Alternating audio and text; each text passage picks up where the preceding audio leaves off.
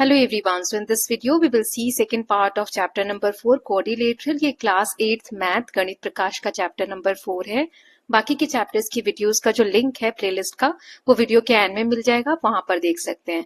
इस वीडियो में मैं सिर्फ एक फिगर इट आउट ही करवाने वाली हूँ. बाकी की जो नेक्स्ट वीडियो आएगी इस सीक्वेंस में, मतलब पार्ट 3 जो इसका होगा, उसमें I will try to finish the chapter. Okay, so let us just see the rest of the part. But before moving ahead, अगर आप लोगों को नोट्स चाहिए किसी भी चैप्टर के इस क्लास के, तो आप कनेक्ट कर सकते हैं, या किसी भी क्लास के, है ना. जैसे ये वाला जो चैप्टर है हमारा, इस तरीके से कुछ नोट्स रहेंगे, सभी टॉपिक्स को डिटेल में समझाया गया रहेगा. इसको मैं थोड़ा छोटा करके दिखा देती हूँ इस तरीके से. साथ में आपके जो बुक की एक्सरसाइज होती है वो सॉल्व करके दी होगी, एक एक क्वेश्चन को डिटेल में सॉल्व करके दिया हुआ रहेगा, और उसके साथ ही प्रैक्टिस क्वेश्चंस भी होंगे, जिससे कि एग्जाम में आपकी प्रिपरेशन पहले से ही रहे, जिसमें एमसीक्यू हो गया, असर्शन रीजन बेस्ड क्वेश्चंस हो गए, है ना. फिर केस बेस्ड स्टडी क्वेश्चंस जो होते हैं, 2 मार्क वाले क्वेश्चन, 3 मार्क वाले क्वेश्चन, तो सारे क्वेश्चंस इसमें रहेंगे आपकी प्रैक्टिस के लिए. और केस स्टडीज भी रहेंगी ताकि आपकी होलसम प्रैक्टिस हो जाए और कोई भी कुछ भी आपका छूटे नहीं. ठीक है, तो चलिए हम rest of the part start करते हैं. तो ये पेज नंबर 93 तक हमारा हो गया था. अब इस वीडियो में हम ये वाला फिगर इट आउट देखने वाले हैं, जो पहला है इस चैप्टर का. 5 क्वेश्चन है इसमें. तो पहला है find all the other angles inside the following rectangle. ये पहला वाला और दूसरा वाला 2 रेक्टेंगल्स दिए गए हैं, इनमें हम एंगल्स को ऐसे नाम दे देंगे. एक एंगल इसमें 30 डिग्री पता है और ये 110 डिग्री पता है. तो बाकी के एंगल्स कितने होंगे, क्या उनका मेजरमेंट होगा, वो हमें बताना है. तो चलिए देख लेते हैं किस तरीके से मैंने बताया हुआ है आप लोगों को. जो बुक की एक्सरसाइज वाला पार्ट है नोट्स में, इसमें ही हम देखेंगे. जैसे कि यहाँ पे मैंने नाम दे दिया है 1 2, ये रहा 1 हमारा, ये वाला एंगल 2, ये 3, ये 4, है ना. तो ये आपको दिख रहा है एंगल का नेम, इस तरीके से नाम दे दिए हैं. अब नाउ अब व्हाट वी विल डू, ये हमें 30 डिग्री दिया हुआ था. तो ABCD ये जो रेक्टेंगल है हमारा, इसमें एंगल 1 हमें 30 डिग्री दिया हुआ है. अब ये वाला एंगल यानी एंगल 1 और 2, इन दोनों को जोड़ेंगे तो कितना होना चाहिए, 90 डिग्री होना चाहिए. क्यों 90 डिग्री होना चाहिए, क्योंकि ये रेक्टेंगल है. रेक्टेंगल के जो एंगल्स होते हैं यहाँ कॉर्नर पे कितने डिग्री का बनता है, 90 डिग्री का. तो एक हमारा 30 है, तो दूसरा कितना होगा, 1 + 2 = 90.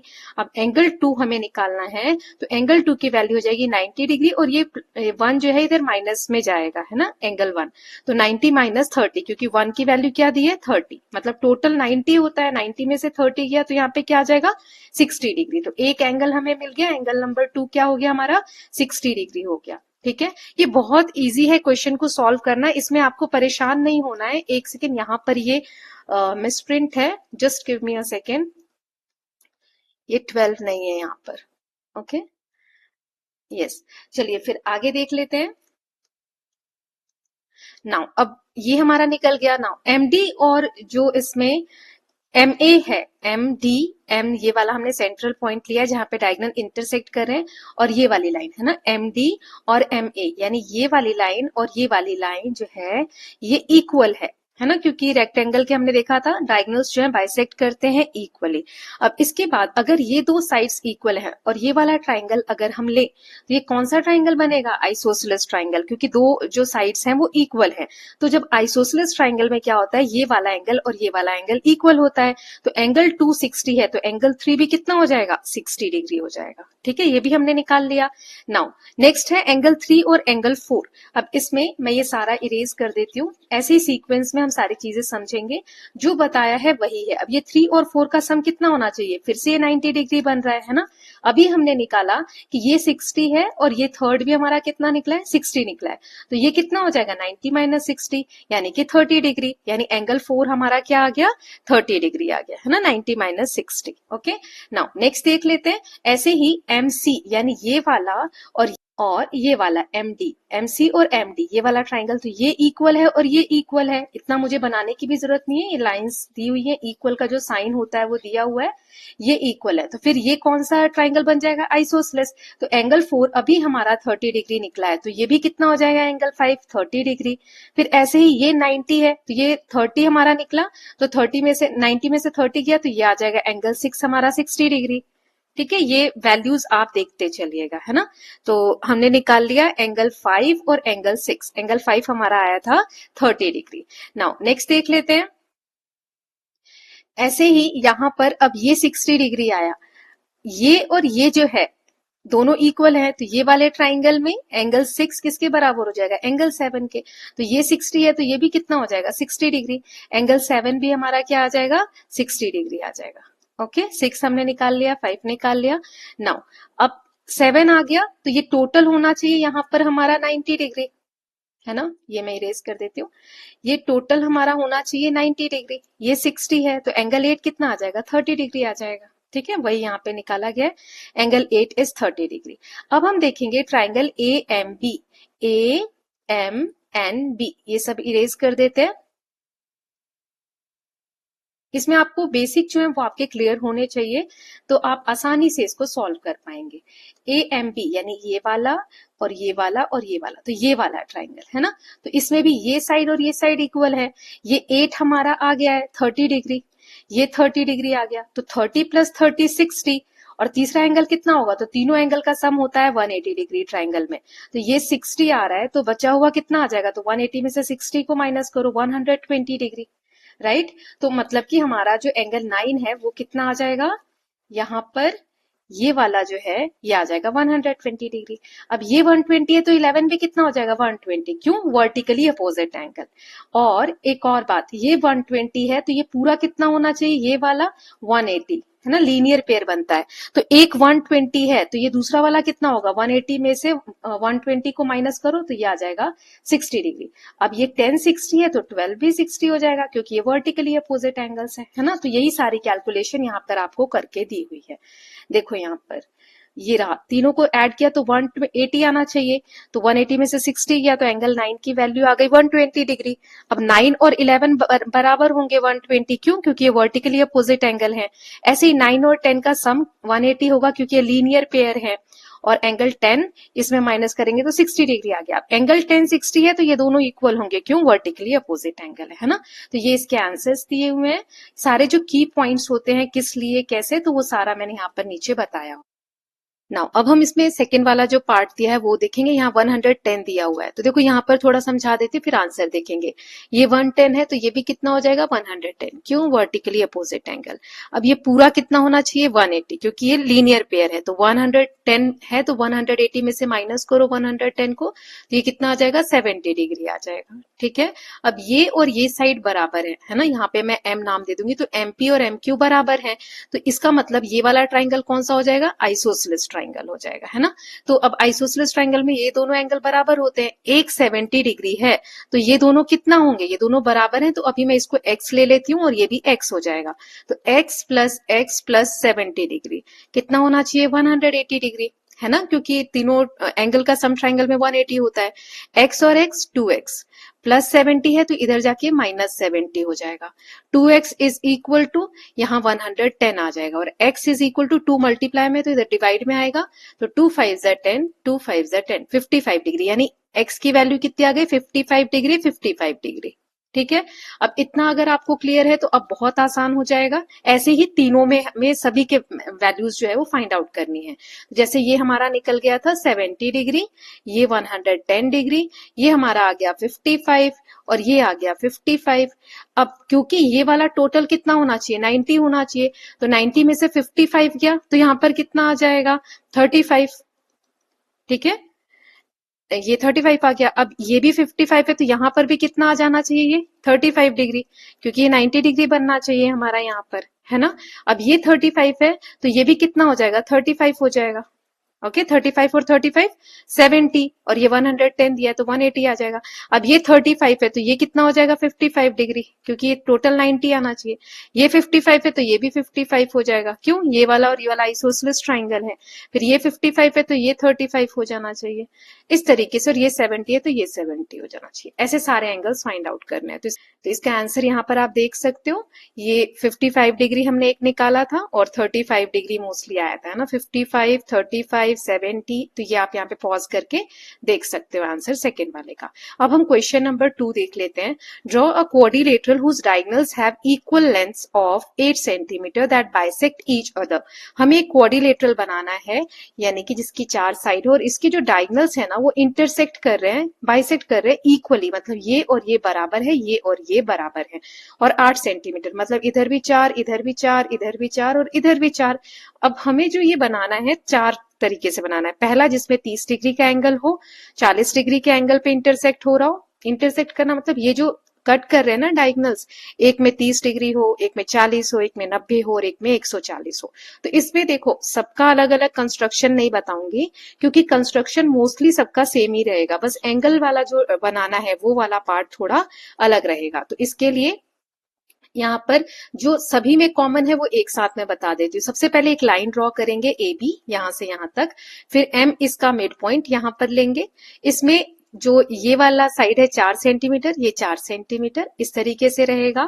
अब एम से जो हमें यहाँ पर एंगल ड्रॉ करना है वो इंपॉर्टेंट है, ठीक है। तो एम से एक एंगल जैसे 30 डिग्री बोला है तो डी रख के हम 30 डिग्री का ड्रॉ कर लेंगे। फिर उसके बाद यहां से 4 सेंटीमीटर का कट लगाएंगे सी पे, इधर 4 सेंटीमीटर का कट लगाएंगे डी पे, और फिर इन लाइंस को ऐसे ज्वाइन कर देंगे, ठीक है। तो ये एक बन गया। ऐसे ही जब हमें 40 डिग्री बोलेगा तो चेंज सिर्फ कहाँ करना है, बाकी सारी चीजें सेम रहेंगी।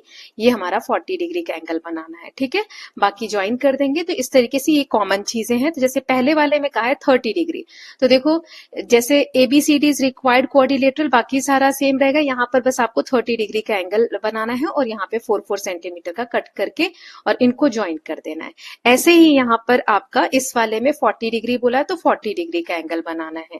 देन यहाँ 90 डिग्री का बोला है तो यहाँ स्ट्रेट रहेगा, इस तरीके से बनेगा, और यहाँ 140 डिग्री का बोला है तो इस तरीके से रहेगा। ओके, बस कंपास को आपको ओपन करके और ये एंगल इस तरीके से बनाना है, तो आपका फिर डायगोनल वैसे हो जाएगा। तो स्टेप्स आप इस तरीके से लिख लेंगे और जो एडिशनल है वो यहाँ से आप सबका अलग अलग दिया हुआ है ऐड कर लेंगे। नाउ क्वेश्चन नंबर 3 देख लेते हैं। Consider a circle with centre O। एक सर्कल है जिसका सेंटर O है।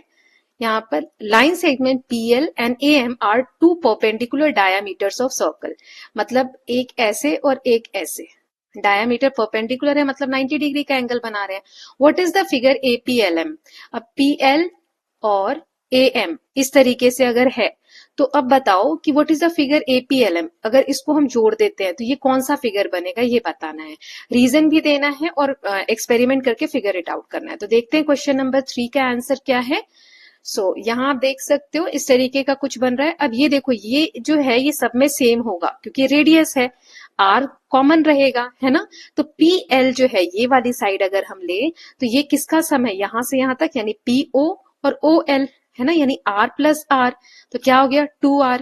ऐसे ही MA अगर हम ले या AM ले तो AO ये वाला और OM यानी R प्लस R, तो 2R, यानी PL, ये तो वैसे भी हमें दिया हुआ है, डायमीटर वैसे भी इक्वल होते हैं, PL और AM ये जो दोनों है ये इक्वल निकल गए, ऐसे हमने सॉल्व किया। तो सो क्वाड्रिलेटरल APLM जो बन रहा है 4 साइड से, इसमें डायगोनल्स PL और AM इक्वल हैं और परपेंडिकुलर है एक दूसरे के, ये सारी साइड्स बराबर है R के।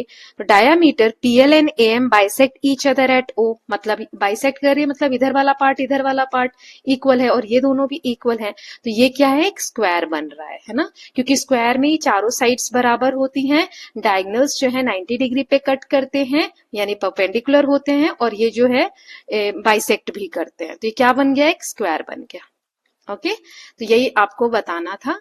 सो की पॉइंट्स मैंने यहाँ दे दिए। If the figure APML is a square. Now next देखते हैं question number 5।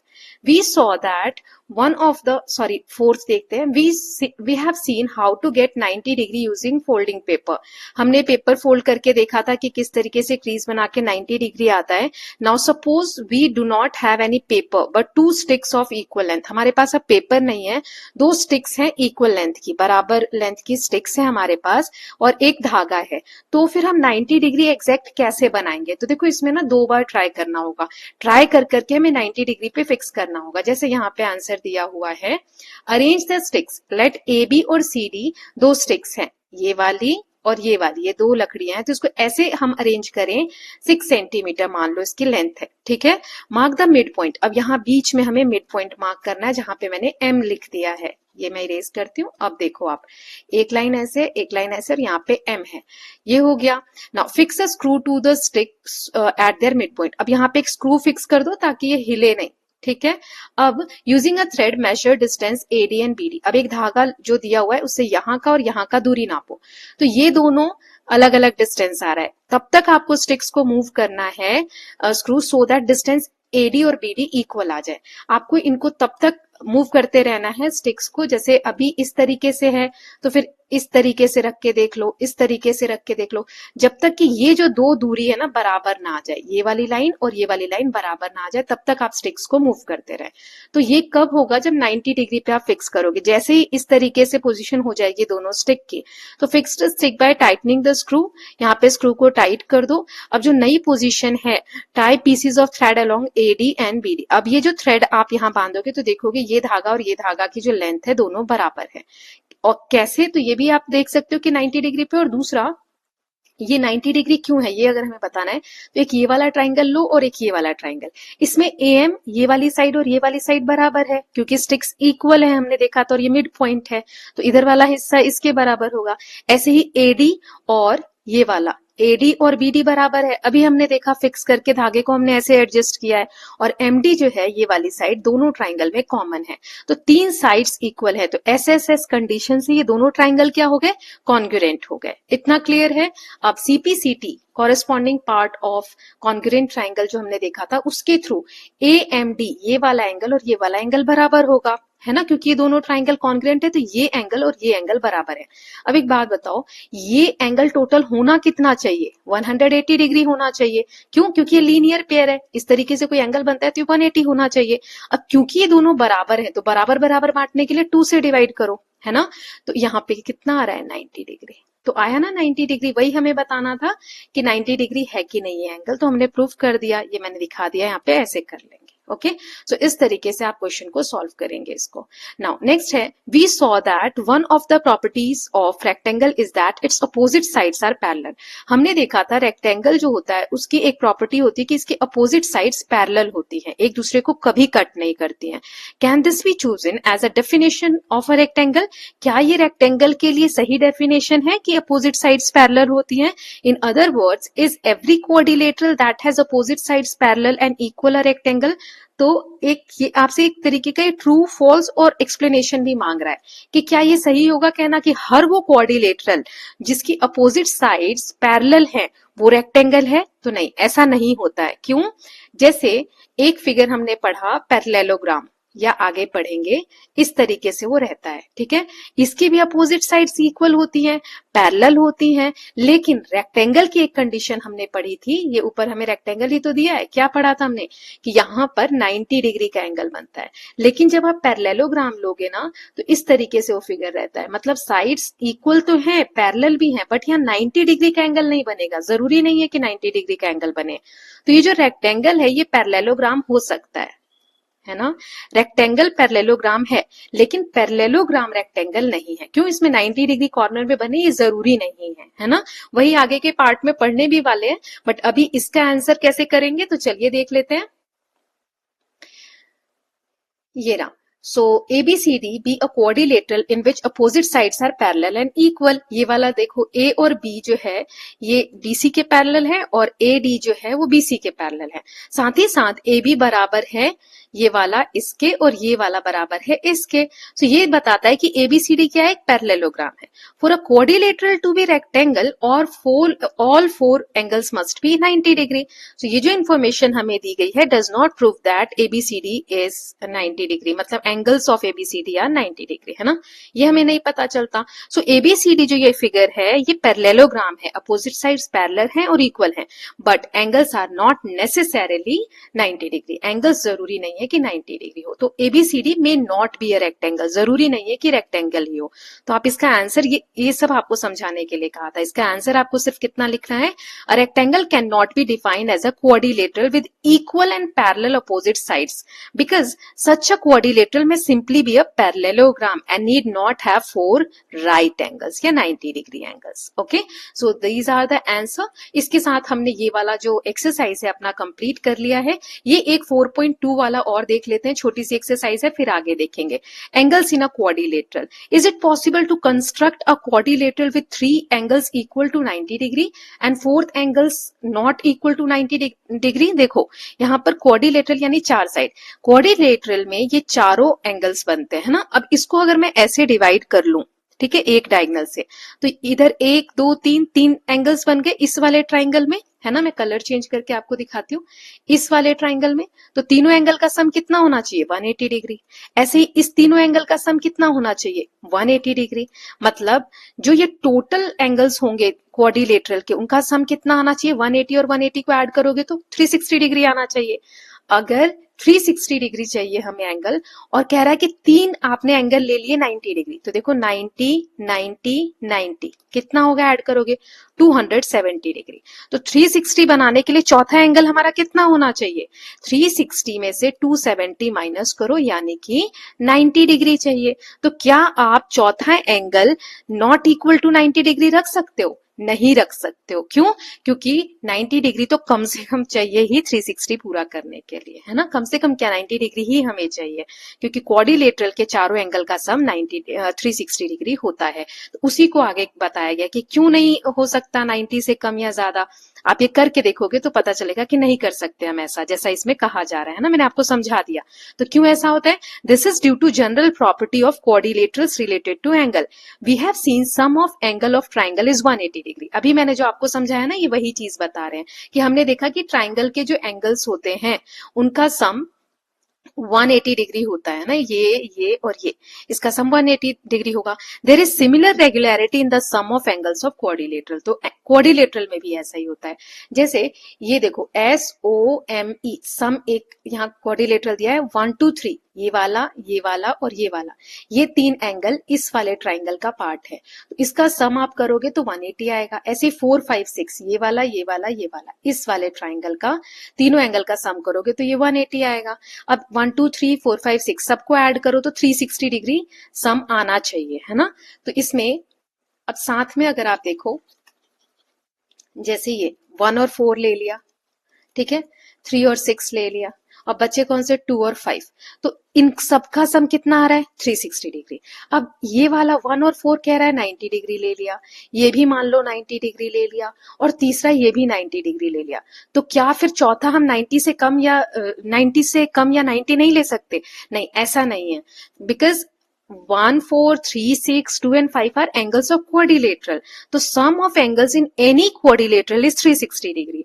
That's why this explains why it is impossible for a quadrilateral to have 3 right angles with the 4 angles not right angle. तो ये prove करता है कि 3 right angle है, यानी 90 degree है, तो चौथा भी हमें 90 डिग्री ही लेना होगा। नहीं ले रहे हैं अगर, तो हम quadrilateral नहीं बना सकते। Okay, now with this we are done with exercise 4.2। Next video में हम 4.3 एक्सरसाइज से देखेंगे। Okay, more quadrilaterals with parallel opposite sides, जिसमें हम पैरेललोग्राम के बारे में भी पढ़ेंगे और रोहम्बस के बारे में भी पढ़ेंगे, है ना। So I hope all of you are enjoying these videos. If you are doing so, और नोट्स चाहिए तो व्हाट्सएप पे कनेक्ट करिएगा, और वीडियोस को वीडियोस अच्छी लग रही है तो please like and share it, and don't forget to subscribe the channel for more such videos. Thank you so much.